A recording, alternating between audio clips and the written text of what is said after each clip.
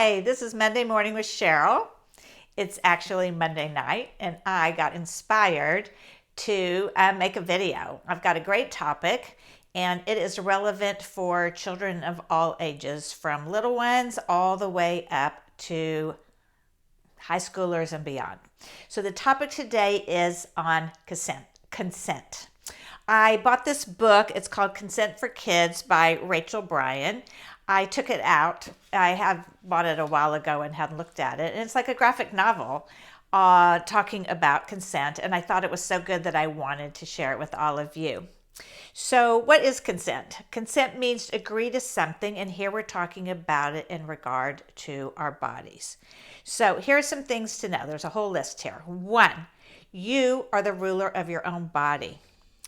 You set your own boundaries, your own limits, and this even means that you don't have to kiss or hug grandma if you don't want to. So we shouldn't force little kids. They can always high five, do other things, rub elbows, or just do a little wave. But again, kids are the rulers of their own body, and it's really important that they know that. Number 2, trust your gut. We know when something feels comfortable or not. Oh man, I use my gut a lot, and when I haven't, I've gotten into a lot of trouble. So if you're feeling uncomfortable about somebody who's calling you, block the caller. And it's really important not to ever feel pressured into doing something that you are not comfortable with. So I think it's really important to start teaching kids about their gut and how they feel inside. So 3, giving and getting consent.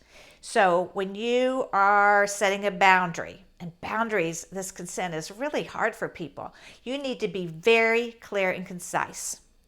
On the opposite spectrum, when you are with someone else, you really need to listen to them and respect their boundaries and what limits they're setting. And we all have different boundaries around things, so we're not all the same. So keep that in mind. 4, it is okay to change your mind. You might think you're comfortable with something in the beginning, and you change your mind and know that that is okay. Number 5, grow healthy relationships. We have to keep in mind there are so many different relationships, from parents, siblings, friends, coaches and teachers, professional relationships. There's so many different kinds, and we have different boundaries with different people, and that's all normal and makes sense. And when we're growing these healthy relationships, we need to keep in mind that we want to feel safe with these people, and you should never feel in a relationship that you're worried about making someone angry, or that somebody's making you feel less than. You should really feel good and safe in relationships.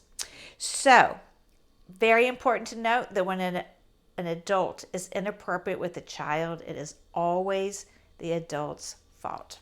I think that's one of the most important things to know. And number 6, and the final one, is help someone else. If you see somebody else in a pickle and it's in an uncomfortable situation, number 1, help out by being direct. And you can say, hey, that's not okay. 2, check in with the person. Say, are you okay? 3, you can distract them and try to get them onto something else. And 4, if it escalates, you need to report to an adult. So I think this consent is really big. I think it's really, really important to start discussing this with small children as soon as they're old enough to talk, understand their bodies. We want them to keep themselves safe and be able to be assertive and say what they need. So I think this, again, is a great topic for people of all ages, and would love to hear any information that you have to share in regard to this. Have you had a situation where you weren't comfortable setting a boundary, or maybe where you did?